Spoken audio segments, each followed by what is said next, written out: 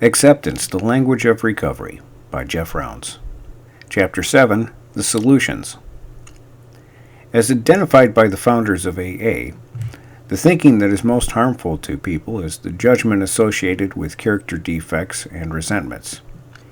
Whether we are judging ourselves, other people, or any part of our experience, the act of having a judgmental mind keeps humans suspended in a constant state of bargaining and non-acceptance. Several small measures are available to willfully reprogram our thoughts into healthy, sustainable patterns. These measures were outlined by the founders of AA, and they include the 12 steps of recovery. Most of the literature of AA is in support of these new behaviors, developing improved self-care routines, and experiencing a daily reprieve as the result of surrendering to a process of recovery.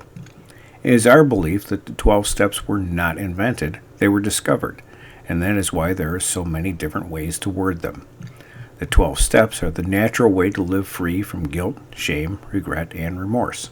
Sadly, it is often required that people suffer greatly and hit bottom before they are ready to learn and apply to a recovery program.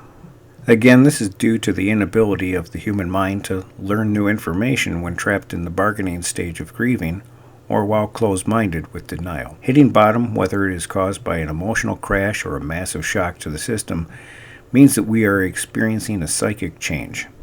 The reason we need change often becomes clear in the tears of surrender and following an emotional breakdown. It may also occur during a near-death experience or a wake-up call. However, in each case, we change our minds from thinking we could handle something to we cannot handle the problem and need help. It's a great blow to the human ego to fall from grace and realize powerlessness. Whenever we experience a loss, we also experience the grieving process, and if we reach acceptance, it will mean breaking an emotional attachment to something we once wanted. Hitting bottom represents the surrender stage of grieving, and once in acceptance, we are ready to learn something new and are able to accept help from others. This represents the first step of recovery. Attachments are often complicated and multidimensional. An attachment to a person, for example, is not just one thing about that person. It is a collection of things and includes the other people, places, and things associated with that person. Depending on the emotional investment and willingness to let go, grieving the loss of a person may never end or take years. Whether we are experiencing the loss ourselves or giving support to others, it is vital to acknowledge the need to be angry, cry, and isolate. The loss may feel similar to a death, but eventually the trauma of loss is released and life becomes manageable again. Holding back our tears keeps the trauma trapped in our systems. We need to surrender and let go before we can experience acceptance. Experiencing numerous emotional breakdowns over a single loss may be necessary, and these need to be considered a healthy, normal, and effective form of self-care. The first 3 steps of recovery are meant to provide someone with a bigger and better option, a reason to change. After hitting bottom, it is important to believe that things can get better and that something besides our own thinking will give us the answers we are looking for, which is step 2. Using peace as a benchmark for mental health, surrendering to peace and trusting in its healing ability represents a 3rd step. To recap, I give up, I cannot do this anymore, I need help. There is something we can connect to that is peaceful and healthy and can guide us to mental health if we are willing to change. And finally, we make a decision to surrender to peace daily and stop fighting life. That represents the first 3 steps of recovery. When we are peaceful, we experience a state of awareness known as acceptance. It is very simple, very predictable, consistent, and proven. Once we are peaceful, we can look at our past, present, and future more honestly and without expectation.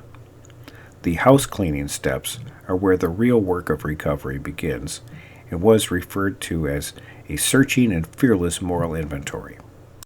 For a complete online inventory process, please visit our website at www.mixedrecovery.com and look under Online Inventory Forms. There are forms that have been translated and modified from Alcoholics Anonymous, plus additional inventory work taken from a variety of sources. We encourage you to share this information with someone trusted, either within our organization or with someone you know, preferably someone who understands recovery, has worked the steps themselves, and has their own sponsor. However, it is more important to feel safe with the person we share with than having someone who is an expert in recovery. In some cases, it may take several people with whom to complete the house cleaning steps, so choose wisely and allow your intuition to guide you. Inventory lists. Gratitude list. It is said that a grateful addict, alcoholic, does not use. This is because the negative thoughts of our resentments and character defects are the primary cause of relapse. They create the desire to escape. It is important to recognize that when we are in active addiction of any kind, we are escaping and treating our traumas. Once free, we will now need to face the thoughts, emotions, and consequences of our past. Practicing gratitude helps manage our emotions and the effects of pause, post-acute withdrawal syndrome, the tendency to obsess, and chronic thinking. A common recommendation is to start each day by writing out at least 10 things we are grateful for and share that list with your sponsor for the first 90 days of recovery. Resentment list. Because resentments are at the root of addiction, it is best to start processing them right away. We recommend that you begin with the most recent resentments first. Later, we can look at childhood resentments, which are deeply connected to the current day issues we are experiencing. It is important to process each resentment, and though we may not be ready to take action, we can begin making amends simply by becoming willing to do something someday. The resentments need to be categorized as follows. 1. What happened and who was involved? 2. What was their part in it? 3. What was our part in it? And 4. What will we do differently from now on? Inventory of fears. Fear is crippling and limits our ability to take action. Like with resentments, we need to inventory what we fear, how it affects us, what is our part in the fear, and what can we do different about it, if anything. In some cases, there is no action that can be taken, and therefore we need to accept what we fear may be unavoidable. Character weaknesses and strengths. In many cases, our weaknesses and strengths have the same root, and the difference between healthy and unhealthy is the boundaries we have set for ourselves. For example, being generous is widely considered a positive quality. However, that is no longer true if we are giving more than we can afford to. Make a list of all your qualities, healthy and unhealthy, and how you see yourself. Sexual conduct. A similar process is used to inventory the harm we have caused with our sexual behaviors. Please keep in mind that sponsors are not licensed professionals and they are limited in how much of your trauma they can handle. If you have been involved in illegal sexual activities, be careful of who you share this information with, and without being dishonest, limit the amount of graphic details you share. How much your sponsor or recovery partner is willing to handle is something that needs to be discussed and understood in advance. Once the boundaries are established, explain what happened, who was hurt, how they were hurt, what you will do differently from now on, and what amends you can make without causing any more harm. Additional harms. To become free from your past regrets, we eventually need to face any harm we have caused to others. Make a list of all the people you have harmed and allow yourself to feel how they may feel about what has happened. Become willing to make amends to all of them. The same format is applied here as with other inventory lists. Who have we harmed? How did we harm them? What problems did it cause for them? And what amends can we make without causing more harm? 7 harmful behaviors. The 7 deadly sins are one of the models for inventory suggested by Alcoholics Anonymous. Removing the religious stigma, we call these the 7 harmful behaviors, and ask that you inventory the things you have done that involve the following items: pride, greed, lust, envy, gluttony, wrath, sloth. More specific explanations are available on the website. Financial harms. Do you have a spending addiction? Do you owe people money? Have you given away things that you could not afford to lose? Do you hoard money? Inventory all the details about your financial problems. What you have done, how it affected you, how it affected other people, and what amends can you make for these behaviors. Childhood traumas. This inventory practice is in addition to the standard suggestions, yet it may be the single most important. All of the problems we are experiencing in the present are deeply rooted in the past, a process called social conditioning.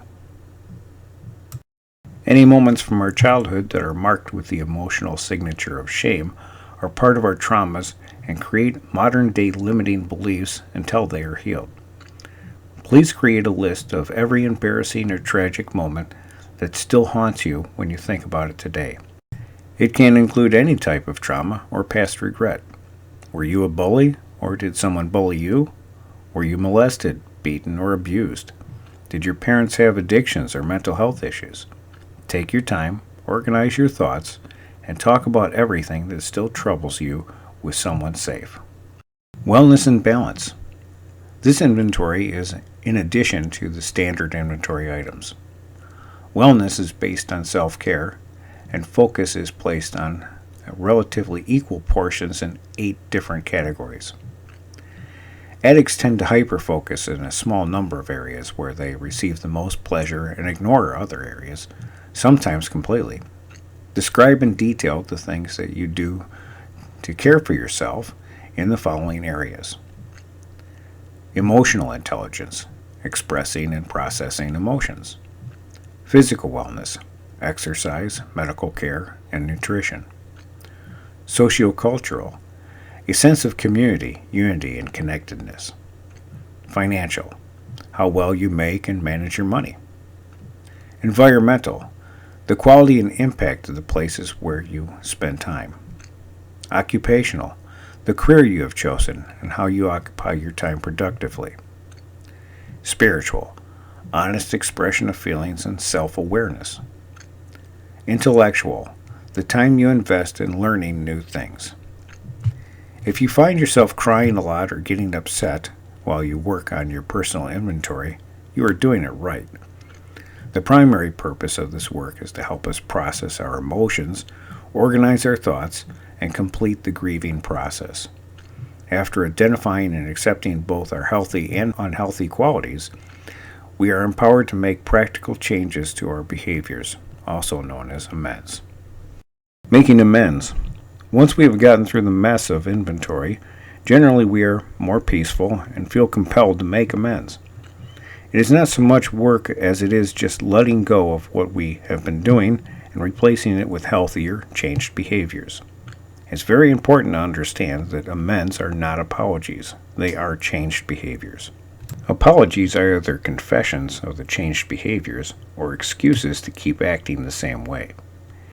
If we feel bad about something we have done, we will naturally want to confess what we have done to the people we have harmed and let them know that we do not want to be that way anymore. However, timing and circumstances are very important factors. Making direct amends to others is only advised after we have considered how it may impact them and avoid situations where it will cause more harm. This is the reason that willingness is more important than action. One spiritual belief, known as the law of attraction, suggests that when someone is ready to hear our confession, the situation will present itself at the correct time. How and when to make direct amends has a lot to do with what is honest for us, and we may feel strongly that we cannot live with ourselves unless we make an effort. Still, this needs to be tempered with reason. Is it too soon? Will what we say cause more harm? In the cases where making direct amends is ill-advised or no longer possible, there is a practice we suggest to help you gain closure. Write a letter that you do not send. Write a letter to each of the people you wish to talk to but cannot for one of many reasons. Because it is a bad idea, you cannot find them, they do not want to hear from you, they are deceased, etc. Say everything you wish you could in person in your writing.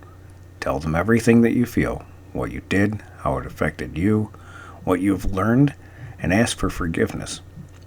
Ultimately, we are writing a letter to ourselves, yet there is something profound when we express ourselves in writing. It heals us. You may want to edit the letter a number of times until it says exactly what you feel, and then you have the option of either sharing it with your sponsor or destroying the letter as an expression of letting go. In the AA Big Book, pages 83 through 84, there are specific promises regarding how our lives improve when we go through the house cleaning steps. At the end of that passage, a bold statement is made about these promises. They will always materialize if we work for them. It has been discovered that the only times recovery does not provide results is when people are unwilling or unable to surrender to the program. Having completed the painful journey of cleaning out negativity, we need a process to replace past behaviors and to keep us on track and honest. In the maintenance steps 10 through 12, people tune into how to continue their growth and remain balanced. The subconscious mind is powerful, and without maintenance, we risk falling back into old behaviors.